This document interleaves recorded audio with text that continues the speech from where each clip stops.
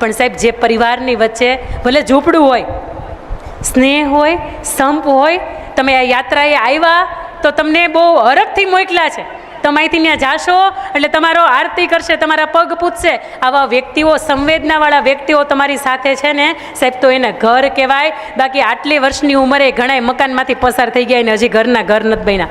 Flat, બંગલા કદાચ કરોડોના તમારા ઘરના હોય, પણ ઘર નથી બન્યા. આ ઘરની ચાર દિવાલ વિશે મારે આપને ટૂંકમાં વાત કરવી છે, સમયને ધ્યાનમાં રાખીને. ઘરની ચાર દિવાલ એટલે પહેલી દિવાલ એટલે કોણ? ઘરની બીજી દિવાલ એટલે કોણ? ઘરની ત્રીજી અને ઘરની ચોથી દિવાલ એટલે કોણ?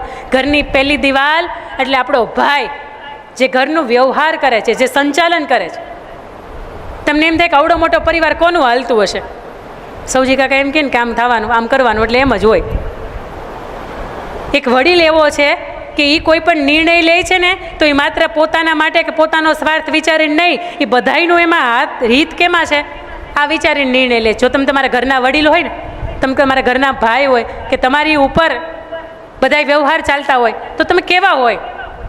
મારે રામાયણના પ્રસંગમાં આપણે લઈ જવા છે. રામને જ્યારે 14 વર્ષનો વનવાસ થયો, પ્રભુ શ્રી રામને 14 વર્ષનો વનવાસ મળ્યો અને પ્રભુ જંગલની અંદર ગયા, વનની અંદર ગયા. વનદેવી એમનું સ્વાગત કર્યું, પ્રભુ આવો, આવો હારો મોકો અમને મળવાનો ક્યાંથી? અમે તમારી શું સેવા કરી શકીએ?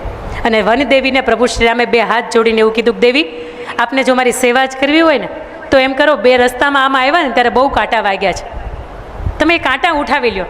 વનદેવી મરક મરક હસ્યા, પ્રભુ 14 વર્ષ સુધી આપ એ રસ્તા ઉપરથી પાછા જવાના નથી, તો કેમ એવું કહો છો કે 14 વર્ષની અંદર તો તમે જવાના નથી, 14 વર્ષ પછી જાશો ને તો અમે ફૂલથી સજાવશું, પણ અત્યારે હવે કાંટા ઉઠાવીને તમારે કેમ આવે આજ્ઞા કેમ અમને કરો છો?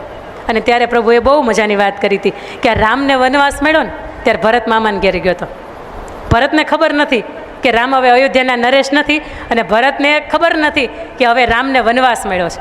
એ જ્યારે અયોધ્યા પાછા પરત ફરશે અને એને જ્યારે ખબર પડશે ને કે અયોધ્યાની અંદર હવે રામ રાજા નથી, આ 40મું વંશજ એટલે રઘુકુળના રાજા રામ નથી, આ મારા માટે એ તો શિરા ઉપર તાજ આવ્યો છે અને રામ વનમાં જતા રહ્યા છે, ત્યારે એ નરેશ હોવા છતાંય, એ રાજા હોવા છતાંય ચરણ પાદુકા પહેરવાનો સમય નહીં રહે, એના રથમાં સવાર આવવાનો સમય નહીં રહે, એના કપડાં કદાચ પડી જાય, એનો ખેસ ચડી જાય, પણ એ દોડતો ને હાંફતો ને ભાગતો મારી પાછળ આવશે. વનદેવી, આ કાંટા મને વાગવા હોય ને તો મને પોસાય, પણ મારા ભાઈ ભરતને ન વાગવા જોઈએ. સાહેબ, રામાયણનો પ્રસંગ તમને શીખવે કે કદાચ કષ્ટ પડે ને તો મને આપો, પણ મારા ભાઈને ન આપો. અને આ 4 ભાઈનો પરિવાર છે ને, રામ, લક્ષ્મણ, શત્રુઘ્ન અને ભરત, આ 4 કદાચ રહે છે ને તો આવી રીતે રહે છે કે દુઃખ ઈશ્વર આપને તો મને આપ, પણ મારા ભાઈને કે એના પરિવારને ન આપ. અને આવું જ્યારે વિચાર હોય ને તે દિવસે સાહેબ ભેગું રહી શકાય. અને બીજો